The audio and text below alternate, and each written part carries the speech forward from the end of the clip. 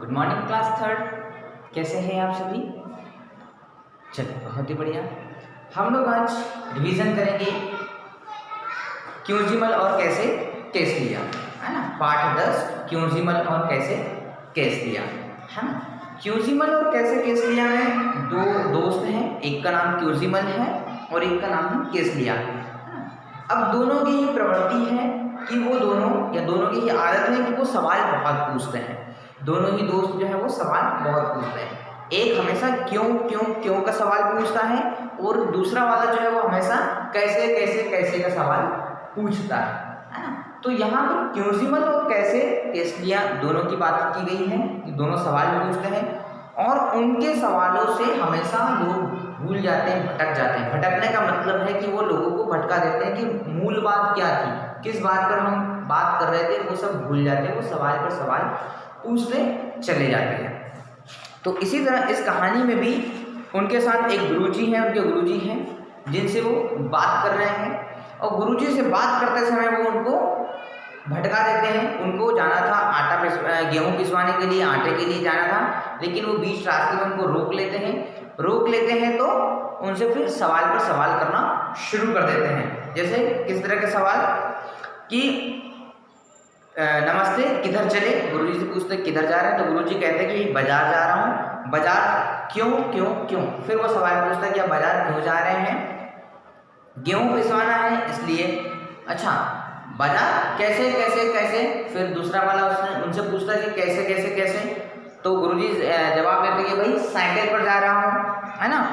तो पैदल था पर थैली देखकर शिवदास ने अपनी गाड़ी दे दी। अच्छा, पिसवाना है क्यों क्यों क्यों, है ना। गेहूँ पिसवाना है, फिर सवाल कर देते हैं वो पिसवाना कैसे कैसे कैसे? चक्की में भाई, है ना। गुरुजी फिर जवाब देते हैं कि चक्की में।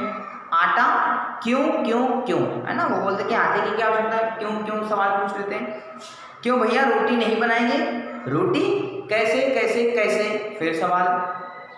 अरे आटे को सानेंगे, बेलेंगे, तवे पर पकाएंगे, आग पर फुलाएंगे, सानेंगे, क्यों क्यों क्यों, है ना। अब गुरुजी ने उनको पूरी प्रोसेस बता दी। आटा बेलने से, आटा पिसवाना, बेलना, तवे पर सेकना, फिर रोटी बनाना, फुल्की बनाना, सारी प्रोसेस उनको बता दी है। लेकिन फिर भी वो सवाल पर सवाल पूछे जा रहे हैं क्यों क्यों क्यों, है ना। तो इस तरह से फिर उनको आटा सानना भी बता दिया कि आटा लेंगे, आटे में थोड़ा सा पानी डालेंगे, नमक डालेंगे, फिर उसको आटे को सानेंगे, आटे को गूँथेंगे, सारी क्रियाएं उनको बता दी। लेकिन फिर भी वो हमेशा सवाल ही सवाल पूछते हैं, है ना। क्यों पूछते हैं सवाल?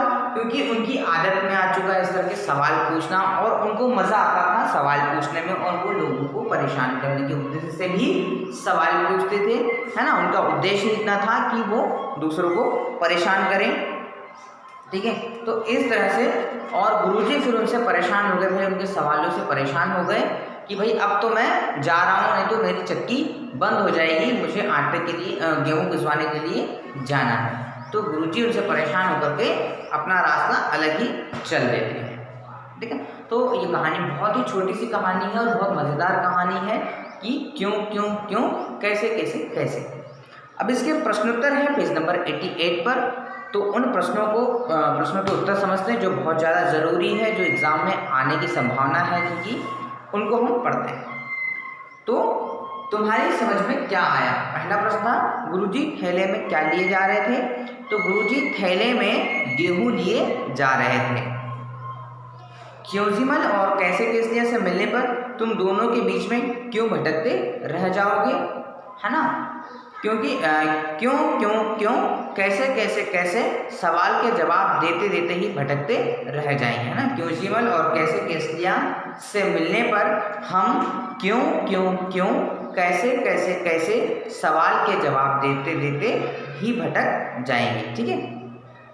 शिवदास ने गुरुजी की थैली देखकर अपनी गाड़ी क्यों दे दी, है ना। शिवदास ने गुरुजी को गाड़ी क्यों दे दी? क्योंकि थैली भारी थी। तो लिखेंगे शिवदास ने गुरुजी की भारी थैली देखकर अपनी गाड़ी उनको दे दी, ठीक है। ये उत्तर रहेगा हमारा। फिर है कि रोटी को अलग अलग जगहों पर अलग अलग नाम से पुकारा जाता है, कुछ और नाम पता करके बताओ, है ना। जैसे चपाती भी बोलते हैं, फुल्की बोलते हैं, फुल्का भी बोलते हैं, ठीक है।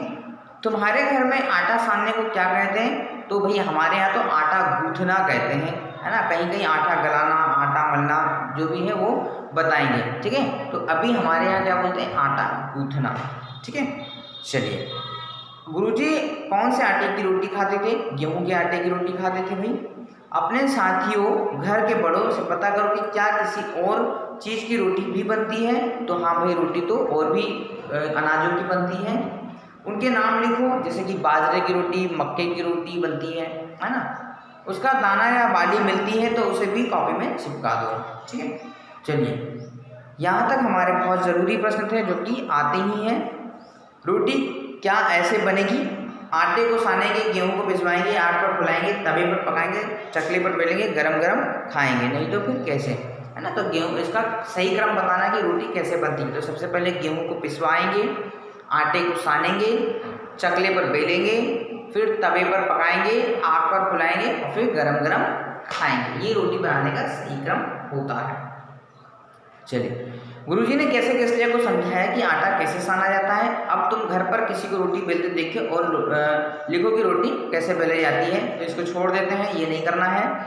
रोटी बनाने के लिए कितना कुछ काम करना पड़ता है, जैसे सानना, बेलना आदि पता करो और लिखो कि इन्हें बनाने के लिए क्या क्या करना पड़ता है। जैसे चाय बनाने के लिए उबालना पड़ता है और छानना पड़ता है, सब्जी बनाने के लिए काटना पड़ता है, फिर पकाना पड़ता है, दाल बनाने के लिए पहले भिगोना पड़ता है, फिर उसको छोंकना पड़ता है, फिर पकाना पड़ता है, हलवा बनाने के लिए पहले सेंकना पड़ता है और फिर पकाना पड़ता है, लस्सी बनाने के लिए पहले उसको भिगोना पड़ता है और फिर छानना पड़ता है, ठीक है।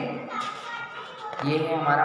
फिर नीचे लिखिए, नीचे कुछ आटों के नाम लिखिए, उनके दाम पता करो, है ना। अब आटों के नाम दाम यदि पता चल जाए तो लिख लेंगे, नहीं तो कोई दिक्कत नहीं है, ठीक है।